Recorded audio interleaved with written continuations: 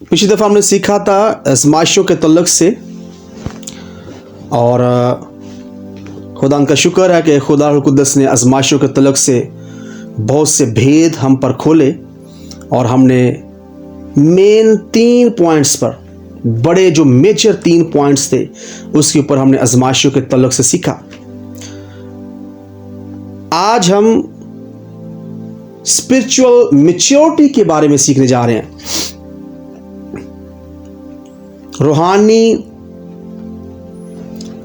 तौर पर मजबूत होना या रूहानी बालिग होना, इसके बारे में सीखने जा रहे हैं। और आज इस कलाम के वसीला से हम भी अपने आप को परखेंगे कि क्या वाकई हम मैच्योर हैं या अभी बेबी हैं, हम बच्चे हैं या अभी रूह में बड़े हो गए हैं। तो इसके तल्लुक से हम तकरीबन 2 क्लासेस लेंगे। आज पहली क्लास होगी, ये पार्ट ए है, और इसी के तल्लुक से पार्ट बी कल की यानी बुध को हम सीखेंगे। उसके लिए मैंने जो हवाला कोड किया है वो है 2 पतरस, उसका पहला बाब, उसकी 6 आयत से लेकर 8 आयत तक। 2 पतरस पहला बाब, उसकी 6 आयत से लेकर 8 आयत तक। आप में से कोई भी तिलावत करना चाहता है वो तिलावत कर सकता है। जल्दी से निकाल लीजिए। पतरस रसूल का 2 खत, उसका पहला बाब, उसकी 6 आयत से लेकर 8 आयत तक।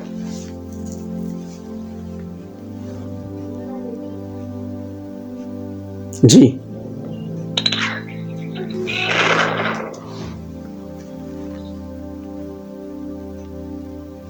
जी पढ़े। जी, 2 पतरस पहला बाब 6 से 8 आयत। और मार्फत पर परहेजगारी, और परहेजगारी पर सबर, और सबर पर दीनदारी, और दीनदारी पर बरादराना उल्फत, और बरादराना उल्फत पर मोहब्बत बढ़ाओ। क्योंकि अगर ये बातें तुम में मौजूद हो और ज्यादा भी होती जाए तो तुमको हमारे खुदावंद यीशु मसीह के पहचानने में बेकार और बेफल ना होने देंगी। आमीन आमीन।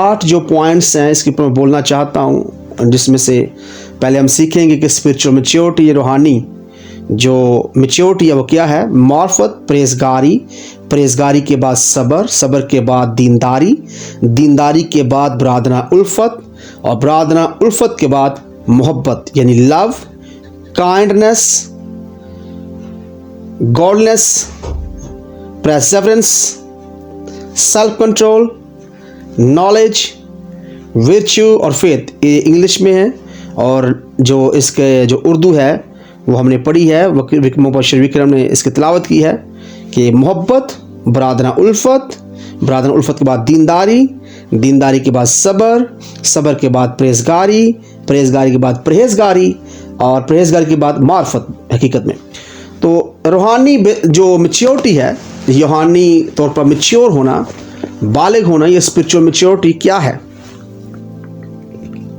बहुत से लोग इस बात का चर्चा करते हैं कि हम सालों से मसीह हैं, और इसके लिए खुदा की शुक्रगुजारी करते हैं कि मुझे 50 साल हो गए, मैं 50 साल से मसीह हूं।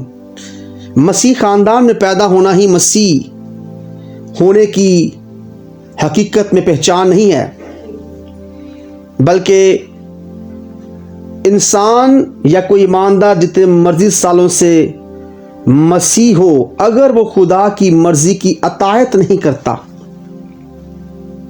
तो वो रूह में मजबूत नहीं है, या वो स्पिरिचुअल रूहानी तौर पर मैच्योर नहीं है। अगर हम इसकी मुख्तसर बात करें तो फर्क नहीं पड़ता कि आप कितने अरसे से मसीह हैं या फिर क्रिश्चियन कहलाते हैं।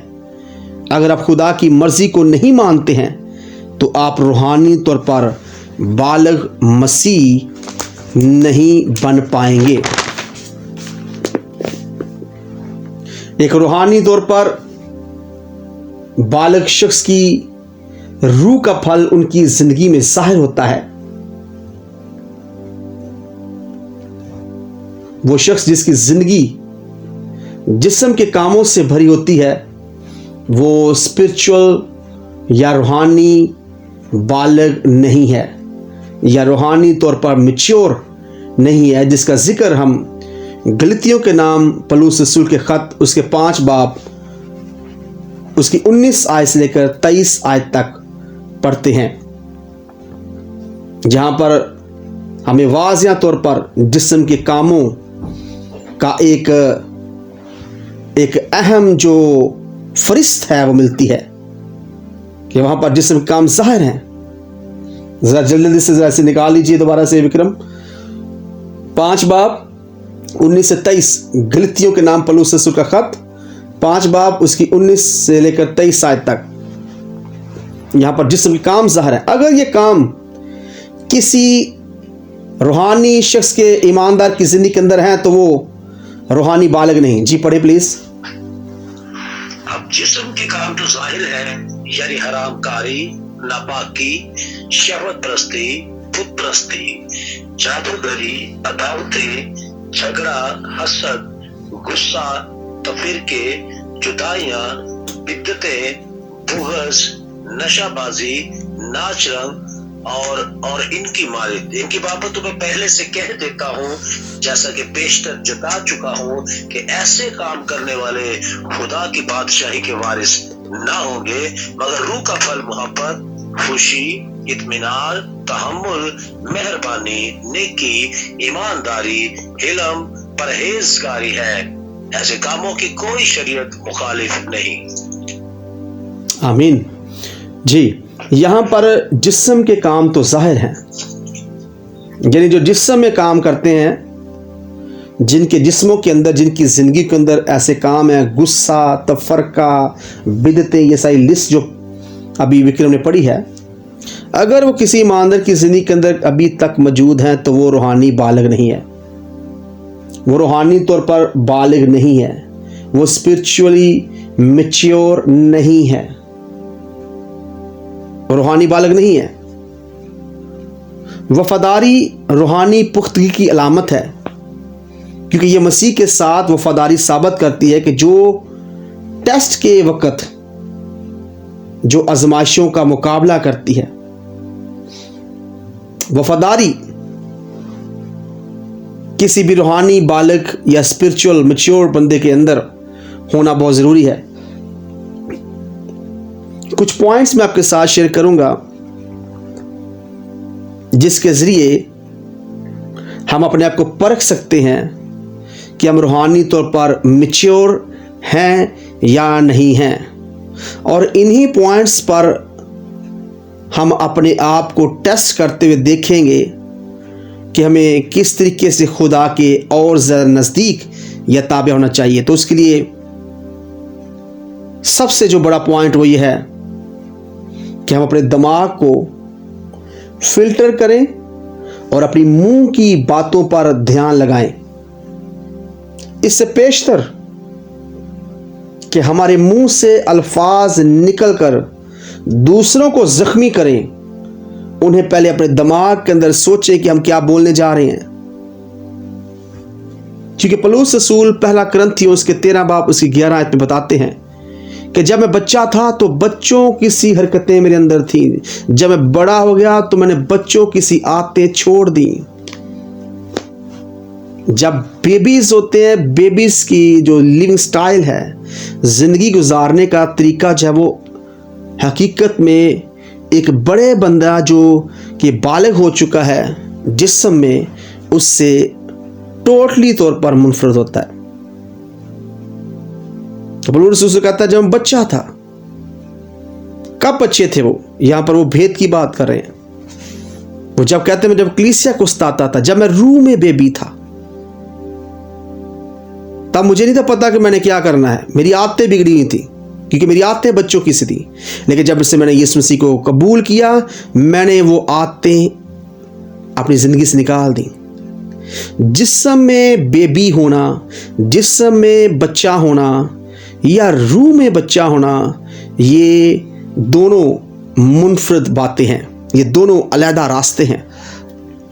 बहुत से लोग जिसमें बड़े होते हैं लेकिन वो रूह में बच्चे होते हैं। इसलिए निकोदेमुस की मिसाल को हम देखते हैं कि यीशु मसीह ने कहा, तू जिस्म में तो बड़ा हो गया, तू शरीयत के एतबार से सरदार है, तू कलाम के एतबार से बहुत से लोगों की जिंदगियों के अंदर या उनकी नज़रों में इज्जत पाता है, लेकिन कमी है तुझ में ये कि तू हकीकत में अभी रूह में बालग नहीं हुआ। स्पिरिचुअल मैच्योरिटी या रूहानी मैच्योर होना तेरी जिंदगी के अंदर नहीं पाया जाता। इसलिए मैं तुझे सलाह देता हूं, जा नए सिरे से पैदा हो ले। तो रूहानी बालग या स्पिरिचुअल मैच्योरिटी के इस सफ़र में सबसे खूबसूरत कदम, जो पहला कदम उठाना है, वो ये है कि नए सिरे से पैदा हों। अगर कोई इस बात का जिक्र करता रहता है कि मैं स्पिरिचुअल मैच्योर हूँ, मैं रूह में बड़ा हो चुका हूँ, मैं जब वो खिदमत में बढ़ रहा हूँ, मेरी खिदमत और मेरी बरकतें बढ़ रही हैं, मेरी नेमतों के अंदर अफजूनी हो रही है, तो अगर वो अभी तक रूह में मैच्योर नहीं है, वो बेबी है, तो ये बरकतें और ये नेमतें उससे छीन जाएंगी। इसलिए नहीं कि वो गुनाह करता है, गौर सुनिएगा, इसलिए नहीं कि वो गुनाह करता है, इसलिए कि वो अभी बेबी है और उसे अपनी बरकतों को संभालना नहीं आता। आप एक छोटी बेबी को, अगर हम इसके जिस्म में एक सैंपल लें, मिसाल लें, तो आप एक छोटे बेबी को बंच ऑफ कीज दे दें, उसे चाबियों का गुच्छा दे दें और उसे कहें कि तूने इसको संभालना है और ये घर तेरा है और ये गाड़ी तेरी है, मैं तुझे ये सारी मिरास का जब वो वारिस बनाता हूँ, तो क्या ख्याल है आपका, वो उन चीज़ों को संभाल पाएगा? कभी भी नहीं। वो जस्ट उसके लिए खिलौना होंगी, वो उनके साथ सिर्फ खेलेगा, वो उन्हें खेलने की हद तक जब वो अपनी ज़िंदगी के अंदर खुशामदीद करेगा, लेकिन उनकी परवाह नहीं करेगा। रूहानी मैच्योर जो बंदा है, ईमानदार है, रूहानी तौर पर मैच्योर जो बेटा बेटी है, वो अपनी बरकतों की हिफाजत करता है। जो कुछ उसे दिया जाता है वो उसकी हिफाजत करता है, वो उसका अच्छा निगहबान होने के लिए अपने आप को खुदा की उस इलाही हिकमत से भरता है, जो कि एक रूहानी बालक की या स्पिरिचुअल मैच्योर की जिंदगी के अंदर होना जरूरी है।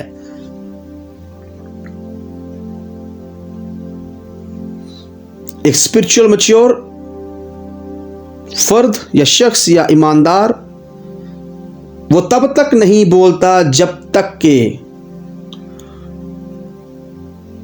वो जो कुछ बोलने जा रहा है उसको सोच ना ले कि मैं जब ये बोलूंगा तो इसके नताइज मेरे लिए, मेरी रूह पर और मेरे जिस्म पर क्या असरात इसके होंगे। इसलिए बोलते हुए सोचता है, क्योंकि उसे इस बात का अंदाजा है और वो कलाम की इस खूबसूरत बात को जो कि मसीह यीशु की सूरत में उसकी ज़िंदगी के अंदर है, वो इसको अपने दिल की अंदर लिए हुए है कि जो कुछ तुम्हारे मुंह से निकले दूसरे के लिए बाइसे बरकत हो। खुदावंद यीशु मसीह के लिए ये खूबसूरत आयत मशहूर है कि यीशु मसीह के मुंह से जो बातें निकलती थीं वो पुरफजल थी, वो दूसरों की जिंदगियों को बदल देती थी, वो सुनने वालों के लिए बाइसे बरकत थी।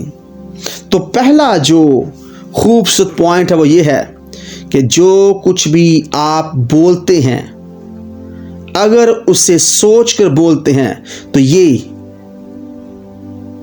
पहला एक कदम है या पहला एक ऐसा पॉइंट है कि आप रूहानी बालिग बन चुके हैं, आप स्पिरिचुअल मैच्योर हैं, आपके अंदर स्पिरिचुअल मैच्योरिटी पाई जाती है अगर आप समझकर सोचकर बोलते हैं। लेकिन अगर कोई बोलकर सोचता है तो वो अभी बेबी है। और बाज़ दफ़ा बहुत से बेटे बेटियों और बहुत से खादमा या खादमों को खुदा बड़ी बरकतें इसलिए नहीं देता क्योंकि उनकी ज़िंदगी के अंदर मैच्योरिटी नहीं होती, वो मैच्योर नहीं होते। और इवन दो वो पूरी ज़िंदगी मैच्योर नहीं होते, वो बेबी रहते हैं, वो बेबी ही रहते हैं पूरी ज़िंदगी। और इसलिए उनकी ज़िंदगी के अंदर बड़ी बरकतों के दरवाजे नहीं खुलते। तो सन्स एंड डॉटर्स, बेटे बेटियों, आपने इस बात को याद रखना है। अगर आप अभी तक अपने मुंह के अंदर जो ज़बान है उसको लगाम नहीं दे सकते, उसको लगाम नहीं दे रहे, तो ये ख़तरनाक हद तक आपकी मैच्योरिटी को ज़रब लगाने का ख़तरा बन सकती है। आप डेंजर जोन में जा सकते हैं, आप ख़तरे की हालत में हैं अगर आप सोचकर नहीं बोलते। अगर हम सोचकर नहीं बोलते। इस आयत में जो कि पौलुस रसूल पहला कुरिन्थियों 13 बाब उसकी 11 आयत में फरमा रहे हैं, इस आयत में रूहानी पुख्तगी की निशानात जाहिर हो रहे हैं। इसमें समझदारी, जो कुछ हमारे दिमाग में चल रहा होता है,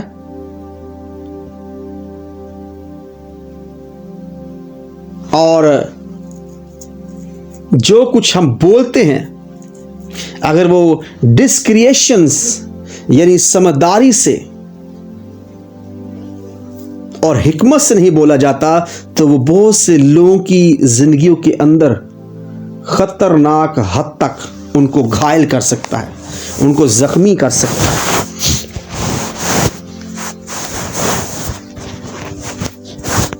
और जो बहुत खतरनाक है, हमेशा एक स्पिरिचुअल मैच्योर पर्सन, रूहानी तौर पर एक बालिग शख्स, मैच्योर शख्स हमेशा अपने अल्फाज को फिल्टर करता है।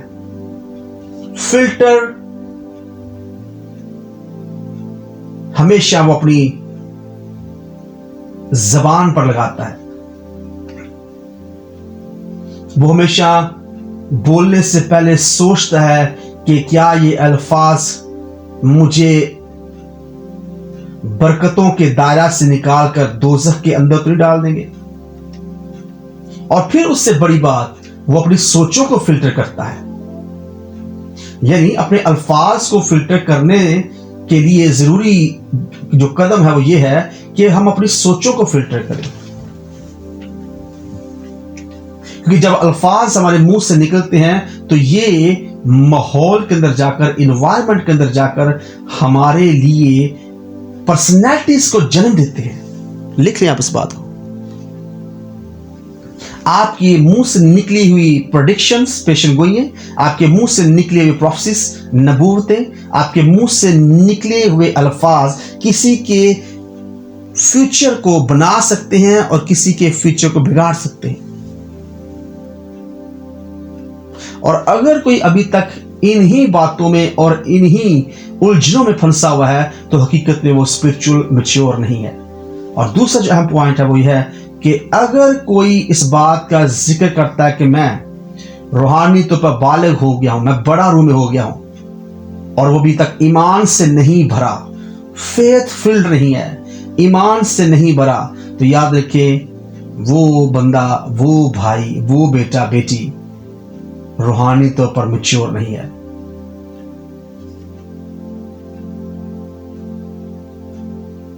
एक रूह में मैच्योर शख्स सिर्फ वफादारी नहीं होता बल्कि वो मजबूत ईमान ही से भरा होता है। उसके मजबूत ईमान दूसरों को खुदा पर ईमान में मजबूती रखने के लिए मुतासर और हौसला अफजाई करता है। ईमान से भरा होना। इब्रानियों 11 बाब आप पढ़ लें, वहां पर ईमान के हीरोज का जिक्र मिलता है जो कि हाबल से शुरू होता है और फिर इब्रानियों का मुसन्नफ कहता है कि अब वक्त कहां, मेरे पास वक्त नहीं है कि मैं जदौन, मैं सैमसन की बात करूं, मैं बर्क की बात करूं। ये ईमान के हीरोज हैं। और यहां पर जो खूबसूरत बात यहां पर सीखने वाली है, ईमान यही नहीं कि जिस बात पर आप ईमान रखें वो आपको मिल जाए। जब हम 11 बाब को पढ़ते हैं तो वहां पर लिखा है ये सब ईमान की हालत में मरे और जो वादा की हुई चीजें थी वो इन्हें ना मिली। कैसा ये ईमान है कि आप जिस उम्मीद पर, जिस बात पर, जिस वादे पर ईमान रखते हैं, आप उसको हासिल ना कर पाएं और ईमान ही मर जाएं। हकीकत में होता ही है सन्स एंड डॉटर्स, जब आप ईमान में मरते हैं तो वो जो बरकतें ईमान से आपने अपनी जिंदगी के अंदर हासिल की हैं, वो जब आप उनको हकीकत में अपनी जिंदगी के अंदर ले नहीं पाते, तो वो जितनी बरकतें जिन पर आप ईमान रखते हैं लेकिन आपने हासिल नहीं की, वो बरकतें आपकी नस्ल के अंदर शिफ्ट हो जाती हैं। लिख लें इस बात को। दिस इज अ मिस्ट्री, ये भेद है। इब्राहिम से वादा किया गया, वादे की सरजमीन नहीं दाखिल हो सके। ईमानदारों का बाप, द फादर ऑफ फेथ, ईमानदारों का बाप वादे की सरजमीन में दाखिल नहीं हुआ, जिसके लिए उसने अपने बाप को, रिश्ते नातेदारों को छोड़ दिया, उसने अपनों को छोड़ दिया, उसने अपने खूनी रिश्तों को छोड़ दिया, वो उसमें दाखिल नहीं हो सका। लेकिन यह बरकत इसहाक उसकी नस्ल के अंदर शिफ्ट हो गई, क्योंकि वो ईमान की हालत में मरा। इसहाक भी वादे की सरजमीन में दाखिल नहीं हो पाया, और यह बरकत उसके ईमान में मरने के वसीला से यकूब तक शिफ्ट हो गई। और फिर यकूब भी वादे की सरजमीन में दाखिल नहीं होने पाया और ईमान में मर गया, इसलिए यह बरकत यकूब के 12 बच्चों तक पहुंच गई, शिफ्ट हो गई। और उनमें से भी जो 12 बुजुर्ग थे, उनमें से भी बहुत से उसमें दाखिल न होने पाए, और फिर ये उनकी नस्लों के अंदर शिफ्ट हो गई। और हमें जानते हैं कि फिर इसराइल वादे की सरजमीन में दाखिल हुआ। अगर इब्राहिम वादे की सरजमीन में दाखिल होने से पहले ईमान की कमजोरी में या ईमान में ना मरता, तो उसकी बरकतें कभी भी इसहाक को ना मिलती। लिख लें इस बात को। अगर बाप ईमान में मरता है, खुदा के किए हुए वादों पर ईमान रखकर ईमान में मरता है, तो वो बरकतें अगर उसकी जिंदगी के अंदर, वो वादे उसकी जिंदगी के अंदर अगर पूरे नहीं हो रहे, तो याद रखें वो उसकी नस्ल में ट्रांसफर हो जाएंगे, वो पूरे उसकी नस्ल में होंगे। लेकिन अगर वो ईमान में यानी बगैर ईमान लाए मर गया, तो वो बरकतें भी उसके साथ मर जाएंगी, वो वादे भी उसके साथ मर जाएंगे। इसलिए बाज दफा खुदा अपने खादमों से वादे जरूर करता है, बड़े बड़े वादे जरूर करता है, लेकिन जरूरी नहीं कि वो उसकी जिंदगी के अंदर पूरी हो। वो वादे अगली नस्ल पर शिफ्ट हो जाते हैं अगर हम ईमान में जिंदगी गुजारें तो। बाइबल इस बात की गवाही देती है। इसका हरगिज मतलब कि खुदा झूठा होगा, no no no no no, never. लेकिन हर आदमी झूठा है, हमारा खुदा सच्चा है। अगर आप ईमान में जीते हैं और ईमान में मरते हैं, उन वादों के साथ जो खुदा ने आपके साथ किए या किसी मर्द खुदा के मुंह से आपके लिए निकले, वो डिक्लेरेशंस, वो नबूवतें, वो प्रॉमिसेस, वो वादे, वो प्रेडिक्शंस, और आप कहते हैं हाँ ये है क्योंकि मैंने ये सुना है, मेरे कानों ने इन बरकतों को रिसीव किया है। हाँ मैं बूढ़ा हो गया, हाँ मैं मरने की हालत तक पहुंच गया, लेकिन मैं वादे की इस जमीन में दाखिल हुआ तो नहीं, लेकिन मैं ईमान में मर जाऊंगा, ताकि मैं अगर दाखिल नहीं हो पाया तो मेरी नस्ल इसमें दाखिल हो। आप तो ईमान में मर जाते हैं, लेकिन वो ईमान का बीज आप अपनी नस्लों के अंदर ट्रांसफर कर जाते हैं। इसलिए जरूरी है कि हम जो कुछ भी हासिल करें वादों के जरिए उसकी अच्छी निगहबान रहें, और वो ईमान की बदौलत है। इसलिए एक रूहानी बालिग, स्पिरिचुअल मैच्योर ईमानदार, अगरचे वो वादों में दाखिल नहीं हो पा रहा, लेकिन वो ईमान में मर रहा है। ईमान बहुत जरूरी है, ईमान से भरा होना बहुत जरूरी है, ईमान से भरा होना बहुत जरूरी है। सन्स एंड डॉटर्स, बेबीज हमेशा कराते रहते हैं, चलाते रहते हैं,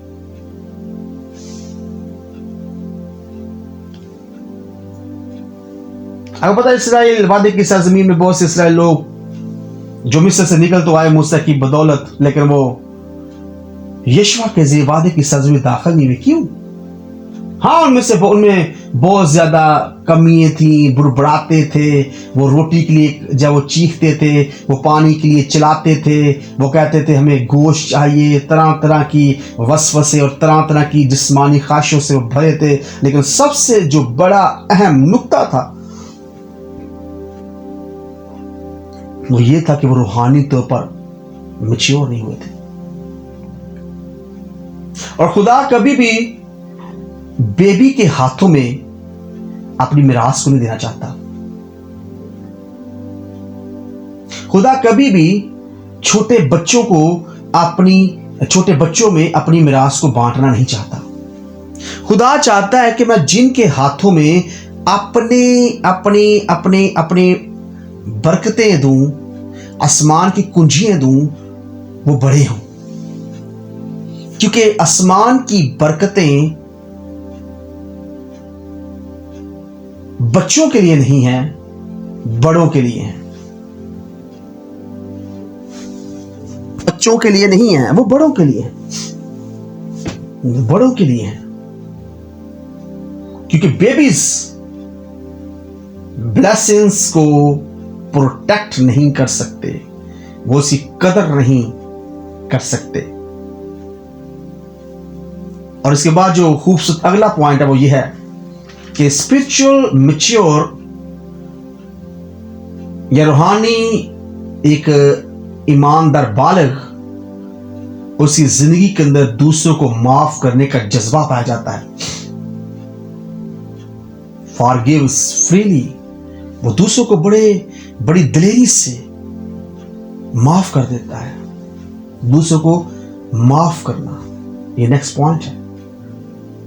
अगर कोई मसीह ईमानदार बालिग अपने आप को समझता है, उसके अंदर माफ करने का जज्बा नहीं है, माफ करने की जुर्रत नहीं है, माफ करने की दिलेरी नहीं है, तो हकीकत में वो बेबी है। बहुत से ईमानदार जो जिस्म में 60 साल 65 साल और बड़े हो चुके हैं, और वो इस बात का जिक्र करते हैं कि हमारे जिस्मानी तजर्बे से हम रूहानी जंग को जीत जाएंगे, हम जिस्मानी तजर्बात की बुनियाद पर हम रूहानी सफ़र में कामयाब होकर हमेशा की ज़िंदगी के वारिस बन जाएंगे। तो ये एक ऐसा झूठ और ऐसी बुतलान है जो उनकी ज़िंदगी के अंदर ठहरा हुआ है, और वो इस झूठ के बलबूते ही पर झूठ ही में मर जाते हैं।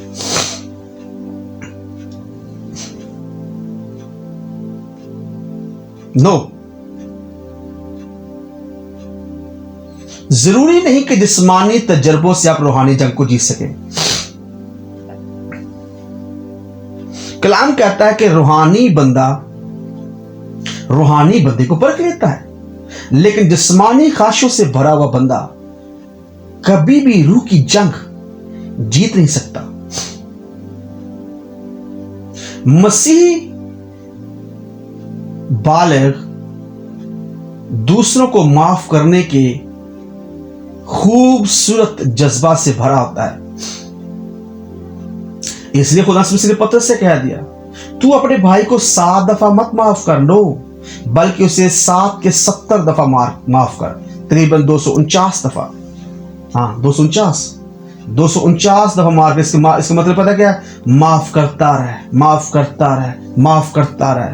हकीकत में पतरस रसूल को यीशु मसीह सिखाना चाह रहे थे कि अगर तुझे रूहानी बालग या स्पिरिचुअल मैच्योरिटी के अंदर बढ़ना है, और मैं तो तेरे लिए ये प्लान रखता हूं कि मैं आसमान की कुंजियां तुझे दूंगा, और मौत और आलम रवा के दरवाजे जब वो तुझ पर जब वो बंद नहीं होंगे, मैं तुझे एक बड़ी जिम्मेदारी दूंगा। तू बर्रों को चराएगा, तू भेड़ों को चराएगा। तो इतनी बड़ी जिम्मेदारी को लेकर अगर तू दूसरों को माफ करने के जज्बे से नहीं भरा, तो ये तेरा इतनी बरकतों को हासिल करना बेमानी है। इसलिए सन्स एंड डॉटर्स, अगर आप स्पिरिचुअल मैच्योर हो चुके हैं, आप रूह में बड़े हो चुके हैं, तो फिर आपके अंदर माफ करने का जज्बा होना चाहिए। अगर आपके अंदर माफ करने का जज्बा नहीं, तो आप बच्चे हैं। मेरे अंदर नहीं तो मैं बच्चा हूं। माफ करें एक दूसरे को। बहुत से लोग कहते हैं मैं माफ कर दूंगा जी, मैं माफ कर दूंगा उसे। जी पापा जी मैं उसे माफ कर दूंगा। जी पास्टर साहब मैं उसे माफ कर दूंगा। अगर खुदावंद की मर्जी हुई तो मैं उसे माफ कर दूंगा। भाई खुदावंद की मर्जी क्या मतलब? मैं बहुत से लोगों को सुना सकता, कलीसिया के मेंबर्स को, कलीसिया के लोगों को, मैं उसको माफ कर दूंगा। और बहुत से लोग ऐसा कहते हैं अगर तू मेरे लिए ये करे तो फिर मैं तेरी माफी को जारी करूंगा। जी पास्टर साहब अगर वो मेरे लिए ऐसा करेगा तो मैं उसको माफ कर दूंगा। अगर वो इस तरह करे, उसके लिए शर्त कंडीशंस रखते हैं, वो इसकी कंडीशंस रखते हैं, शर्तें रखते हैं। मैं ऐसे माफ कर दूंगा अगर वो ऐसा करे तो। लेकिन रूहानी बालक ईमानदार माफ करता है, यहां तक जब उसे गहरे जख्म भी दिए जाएं तो फिर भी वो माफी की बरकत से, मैं हमेशा से कहता हूं माफ करना एक बरकत है और हमें इसलिए पुकारना चाहिए। खुदा से दरख्वास्त करनी चाहिए कि खुदावंद तू हमें माफ करने की बरकत दे।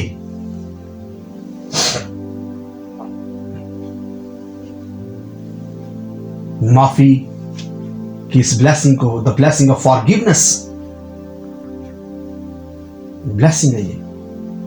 और अगर कोई मैन ऑफ गॉड है, मर्द खुदा है, चाहे वो हाई प्रीस्ट है, बड़ा खादम है, और उसकी जिंदगी के अंदर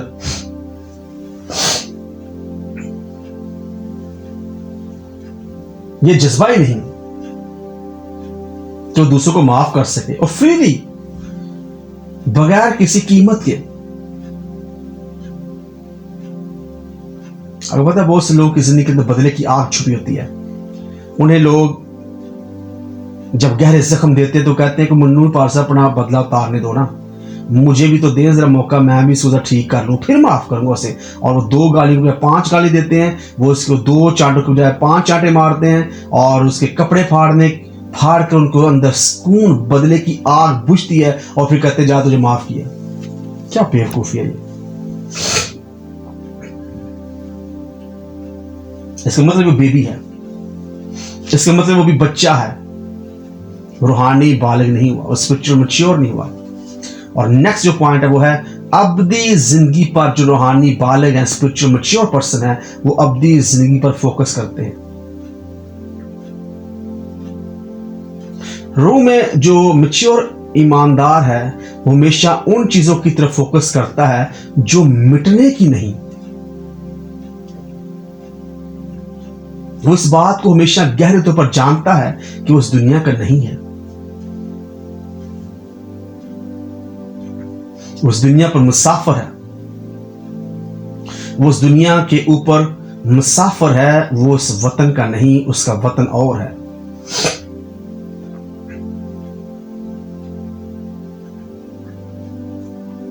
अब भी जिंदगी पर फोकस करना, उन तमाम तर चीजों पर फोकस करना जो कि अबदी हैं, जो मिटने की नहीं। इसीलिए जो बहुत से बेबीज होते हैं वो मुख्तलिफ जिस्म की ख्वाहिशों से भरे होते हैं। वो हमेशा इस बात का जिक्र करते रहते हैं कि मुझे वो मिल जाए, मेरी ऐसा हो जाए, खुदा तू मेरी ऐसा कर दे, खुदा तू मेरी ये मुहैया कर दे, खुदा तू मेरी ये इन चीज़ों को आसान कर दे, खुदा तू मेरी इन नामुमकिन को मुमकिन कर दे। लेकिन वो कभी भी ऐसी बात को अपनी जबान पर लेकर नहीं आते और उसमें अमली तौर पर अपने किरदार को मुस्बत तौर पर नहीं निभाते जो कि अबदी है। वो हमेशा खुदा से मांगने के तालिब रहते हैं।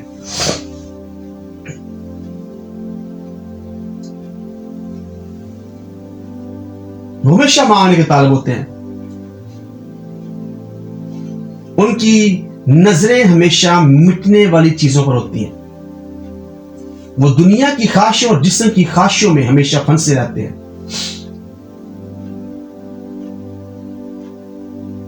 वो खुदा की नजर में रास्तबाज नहीं, वो इंसानों की नजर में रास्तबाज बनने को ज्यादा तरजीह देते हैं। और ऐसे अशखास, ऐसे ईमानदार लोग और ऐसे बेटे बेटियां हकीकत में रूहानी जो है वो मैच्योर नहीं हुए, वो बेबी हैं।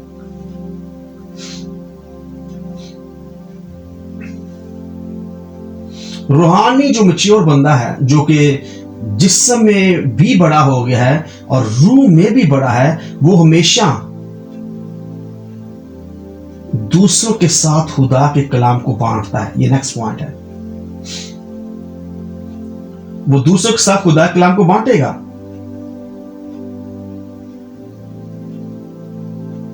वो दूसरों को सच्चाई की राह पर ले जाने के लिए उन पर अपना वक्त इन्वेस्ट करेगा। वो उसके लफ्जों के अंदर सच्चाई पाई जाएगी। जो अपने आप को रूहानी बालिग समझता है कि मैं रूह में बड़ा हो चुका हूं, वो ईमानदार बेटा बेटी, वो ईमानदार शख्स हमेशा खुद भी सच्चाई का राह पर चलेगा, खुदा के कलाम से भरा होगा और दूसरों के साथ भी खुदा के कलाम को बांटता रहेगा। जहां पर उसे मौका मिलेगा वो खुदा के कलाम को बांटेगा। वो अपने वक्त को, अपने रुपए पैसा को, अपनी जिंदगी को दूसरों की जिंदगी को संवारने के लिए इन्वेस्ट करता रहेगा।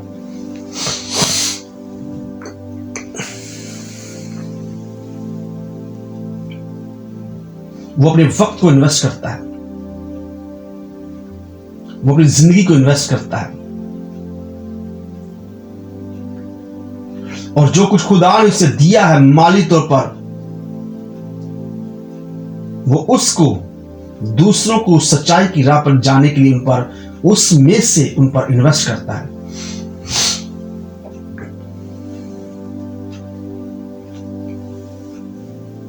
खुदा मसीह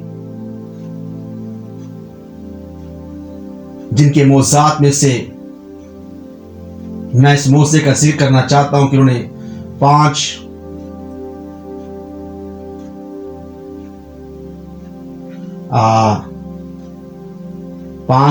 मछलियों को और 2 रोटियों को लेकर बरकत चाहिए, तकरीबन 5000 मर्दों को सैर किया। जिन्होंने पतरस से कहा कि हंसी डाल और जो मछली पहले मिलेगी उसके मुंह के अंदर तुझे मोती मिलेगा। जिनके पास बहुत ज्यादा खजाने थे, अगर वो चाहते तो आसमान के खजानों का मुंह खोलकर अपने रसूलों को अमीर कर देते, लेकिन उसके बावजूद भी उन्हें चाह कि वो जमीनी जिंदगी के दौरान ऐसे लोगों को अपनी जिंदगी के अंदर लें और ऐसे लोग उनकी जिंदगी के अंदर आए जो अपने रुपए पैसे से उनकी तंजीम को या उनके अदारे को मजबूत करें और वो खुदा बाप के इस मंसूबा को पाया तकमील तक पहुंचा सकें। और आगे जाकर भी हमें यही मिलता है, लिखा है इमाल की किताब के अंदर कि जितने ईमानदार लोग रसूलों की जमायत में शामिल होते और ईमानदार कहलाते, वो अपनी जायदादें बेच कर, यानी अपने रुपए पैसे को अपने रसूलों के कदमों में लाकर रख देते ताकि खुदा का काम या खुदा का मंसूबा पूरा हो सके।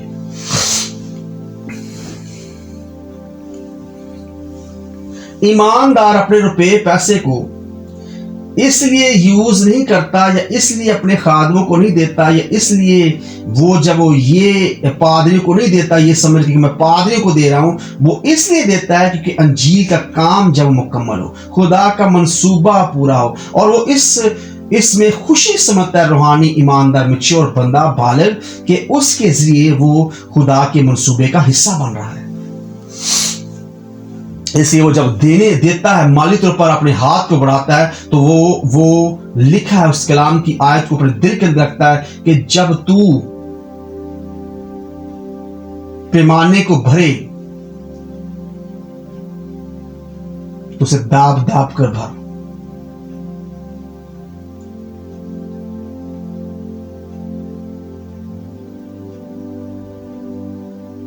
और ये ज्यादा जरूरी है। हम हनानिया और सफीरा के तलक से पढ़ते हैं कि हनानिया सफीरा पर पतरस रसूल और दूसरे रसूलों ने अपने वक्त को इन्वेस्ट किया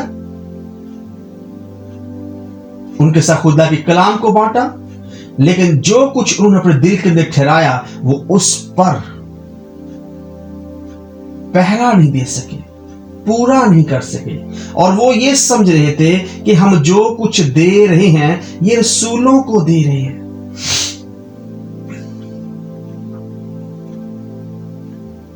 उनकी क्यों जान निकल गई? क्यों पतरस रसूल ने उनको जब वो मौत के हवाले कर दिया? क्यों?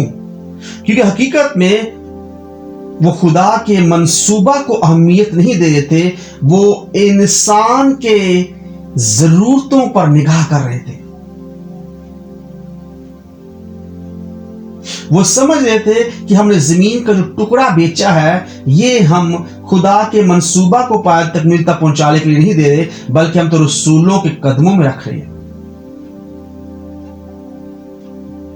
तो रूहानी जो ईमानदार बालक बंदा है, जो स्पिरिचुअल मैच्योर हो चुका है, रूह में बड़ा हो चुका है, वो हमेशा खुदा के प्लान के लिए अपनी जिंदगी को सर्व करता है, इन्वेस्ट करता है, अपने रुपए पैसे को सर्व करता है, इन्वेस्ट करता है, और फिर अपने खूबसूरत लफ्जों में खुदा के कलाम को दूसरों तक बांटता है और दूसरों की जिंदगियों को सच्चाई की राह पर ले जाने का जरिया बनता है। इसलिए मैं आपको ये कहना चाहता हूं सन्स एंड डॉटर्स, इसमें सबसे पहले मैं शामिल हूं। हमें यह चाहिए कि अगर हम खुदा के मंसूबे को पूरा करने के लिए कुछ दे रहे हैं, कुछ उसके दिए में से दे रहे हैं, अगर हम अपनी जिंदगी में से देते हैं तो उसकी जिंदगी है, उसने में जिंदगी दी। अगर हम अपने रुपये पैसे में देते हैं तो उसने में दिया। अगर हम अपनी हिकमत में से बांटते हैं तो ये हिकमत उसी की तरफ से है। अगर हम बच्चों की सूरत में जब खिदमत में अपने बेटे बेटियों को देते हैं तो ये हमारे बेटे जो बेटी हैं खुदा ही की तरफ से, उनके अंदर जो रूह है वो खुदा की तरफ से है। तो इसलिए जब आप इस फख्र से यीशु मसीह पर ये फख्र करें और फख्र से बात करें, खुदावन तेरा शुक्र हो कि मैं रूह में बड़ा हो गया हूँ, खुदावन तेरा शुक्र हो कि मैंने बच्चों की हरकतें छोड़ दी हैं, खुदावन तेरा शुक्र हो कि मैं बचपन की बुरी आदतों को छोड़ चुका हूँ, देख मैं बड़ा हो गया, मुझे आसमान की बादशाह की कुंजियां दे, मुझे आसमान की बादशाह का वारिस बना। और आपकी जिंदगी के अंदर इस बात का तजर्बा ना हो कि मैं जो कुछ दे रहा हूँ ये खादमों के लिए है, तो अभी आप बच्चे हैं। इसका मतलब आपकी सोच डेवलप नहीं हुई। इसका मतलब आप सोच में आप कभी कामिल नहीं हुए। आपने अपना वक्त तो इन्वेस्ट किया, आपने अपना रुपया पैसा तो इन्वेस्ट किया, खर्च किया, लेकिन हकीकत में वो खादमों को दिया, वो इंसानों को दिया। आपने खुदा के प्लान को पूरा करने के लिए, उसके मंसूबा को पूरा करने के लिए नहीं दिया। इसलिए बरकत हमसे रूठ जाती है। इसलिए जो रूहानी बालक है, ईमानदार है, स्पिरिचुअल मैच्योर पर्सन है, वो हमेशा अपना रुपया पैसा, अपनी जिंदगी, अपना वक्त और वो कलाम के खूबसूरत बीज जो खुदा ने उसकी जिंदगी के अंदर रखे हैं, वो उनको खुदा के मंसूबा को पूरा करने के लिए देता है, इन्वेस्ट करता है, बांटता है। बहुत से बेवकूफ लोग, कमजोर लोग इस बात का शायद चर्चा करते हैं कि अगर मैं ऐसा नहीं करूंगा तो कोई भी नहीं करेगा। नो, आप इंसानों के मंसूबे को तो कैंसिल कर सकते हैं, लेकिन खुदा का मंसूबा हमेशा पायत तक मिलता पहुंचता। लिखा है, खुदा ने यशवा से कहा, यशवा उठ, मेरा बंदा मूसा मर गया, उठ, मैंने तुझे खड़ा किया।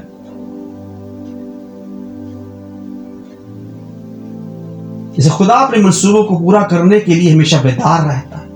वो अपने मंसूबों को पूरा करने के लिए बेदार रहता है।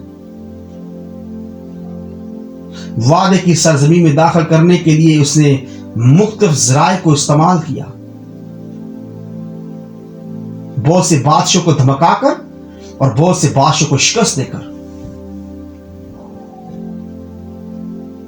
तो अगर आप खुदा के कलाम को दूसरों तक बांटते हैं, पहुंचाते हैं, तो आप ईमानदार बालक कहलाते हैं। एक रूहानी जो बालक है, जो रूहानी मैच्योर बन चुका है, वो अपनी जिंदगी के अंदर तकरीबन 7 ऐसे कदम उठाता है जिससे दूसरे लोग उसकी गवाही देते हैं कि यह हकीकत में रूह में बड़ा हो चुका है। पहला जो खूबसूरत कदम है वो ये है कि वो हर रोज बाइबल पढ़ता है। स्टडी द बाइबल, बाइबल पढ़ता है वो,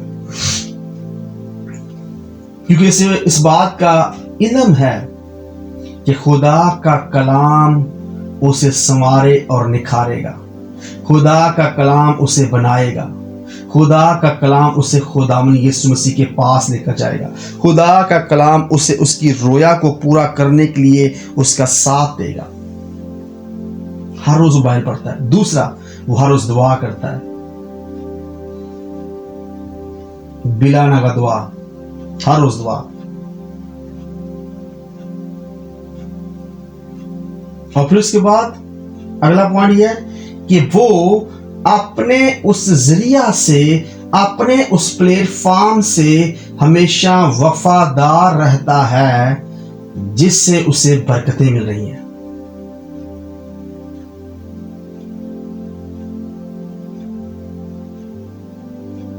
रूहानी जो बालग है, मैच्योर है, उसकी हमेशा ये कोशिश होती है कि वो अपनी रूहानी नेमतों को दरियाफ्त करे और फिर उनको दूसरों के साथ बांटकर दूसरों को शागिर्द बनाए।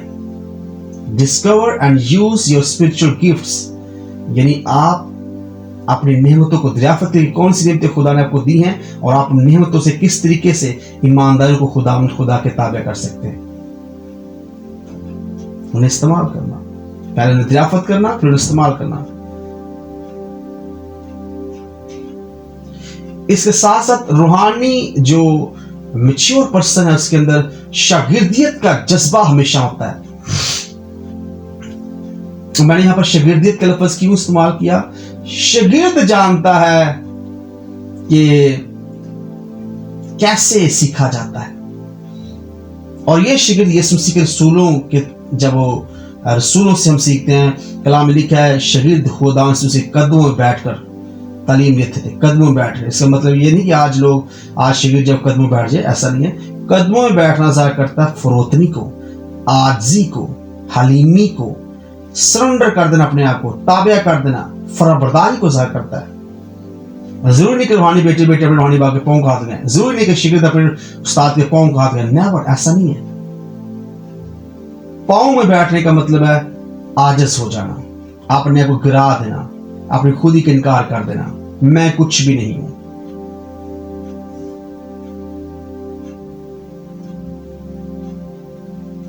अगर आप रूहानी तो बालग हैं और आप हर रोज बाइबल पढ़ते हैं, हर रोज दुआ करते हैं और अपने उस प्लेटफॉर्म से वफादार है, ताबेदार है, जिससे कोई बरकतें मिल रही हैं, तो दीज आर द साइंस, ये इशारे हैं कि आप वाकई रूह बड़े हो चुके हैं।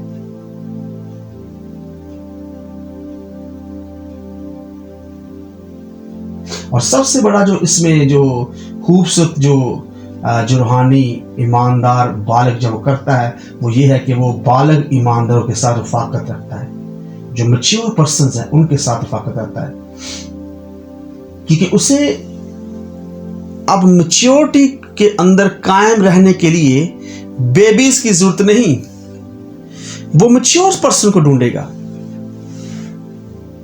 आपको क्या लगता है हिकमत वाले बंदे बेवकूफों को चुनते, उनकी संगत में रहना पसंद करते हैं? नहीं, आप अपनी हिकमत के वसीला से ऐसे बंदों की तलाश करते हैं जो कि आपके साथ रहकर या आप जिनके साथ रहकर और ज्यादा शाइन हो सके। मैं अक्सर कहता हूं, आप 9 बेवकूफों को चुने, 10वें बेवकूफ वो बंदा जिसको चुनना खुद होगा। आप 5 कामयाब लोगों को चुने, 6ठे कामयाब आप होंगे।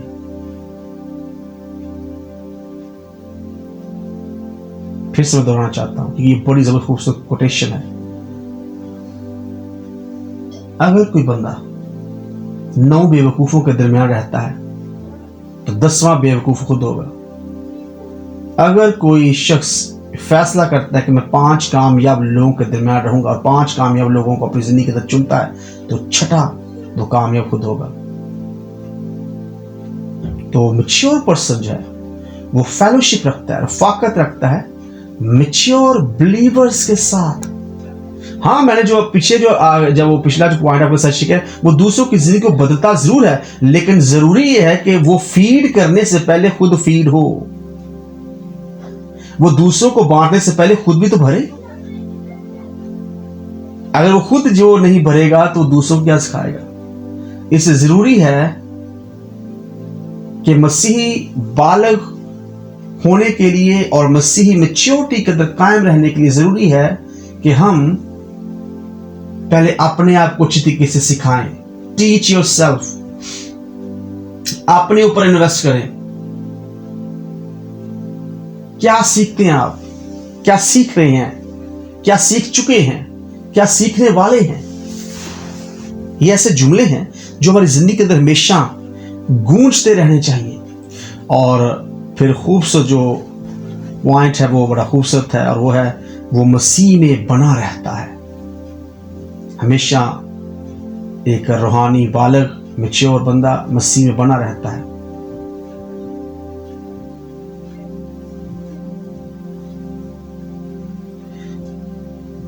यूहन्ना 15 बाब उसकी 4 और 5 आयत, मुकद्दस यूहन्ना की अंजील, जरा जल्दी से निकालें, जरा विक्रम आप ही निकाल लें। मुकद्दस यूहन्ना की अंजील उसका 15 बाब उसकी 4 और 5 ऐसा पढ़िएगा। यूहन्ना की अंजील उसका 15 बाब उसकी 4 से 5 आयत विक्रम पढ़ी जल्दी जरा। तो मुझ में कायम रहो, मैं तुम में। जिस तरह डाली अगर अंगूर के दरख्त में कायम ना रहे तो अपने आप से फल नहीं ला सकती, उसी तरह तुम भी अगर मुझ में कायम ना रहो तो फल नहीं ला सकते। मैं अंगूर का दरख्त हूँ, तुम डालियां हो। जो मुझ में कायम रहता है और मैं उसमें, वही बहुत फल लाता है। आमीन, आमीन जी। तो ये है बेसिकली जो मसीह में कायम रहता है, मसीह में बना रहता है, हकीकत में वो स्पिरिचुअल मैच्योरिटी से भर चुका है, वो रूहानी बेदारी से भर चुका है, उसके अंदर रूहानी बालगपन है, रूहानी बालगपन है, वो उसके अंदर वो स्पिरिचुअली मैच्योर हो चुका है, वो स्पिरिचुअली मैच्योरिटी से भर चुका है। तो अगर ऐसे इकदाम या ऐसे स्टेप्स हमारी जिंदगी के अंदर नहीं है, अगर नहीं है, तो अभी हम बेबीज हैं। We are still babies, we are still babies, हम अभी तक बच्चे हैं। रोमियो के नाम पलूस रसूल का खत उसका 8 बाब उसकी 14 आयत में लिखा है, इसलिए कि जितने खुदा के रूह की हदायत से चलते हैं वही खुदा के बेटे हैं। और खुदा के बेटे बेबीज नहीं है, ये आप लिख लें बात हो। द बेबीज, जो बच्चे हैं रूह में, वो खुदा के बेटे नहीं हैं, वो बेबीज हैं, वो बेबीज हैं। लिखा है तुम मेरे साथ तख्त पर बैठकर अदालत करोगे, अदालत का काम करोगे, इंसाफ का काम करोगे। तो अदालत या इंसाफ करना बेबीज का काम नहीं, अदालत करना बादशाहों का काम है, शहजादों का काम है। इंसाफ करने के लिए हिकमत होना जरूरी है, और हिकमत खुदा के बेटों में पाई जाती है, खुदा की बेटियों में पाई जाती है।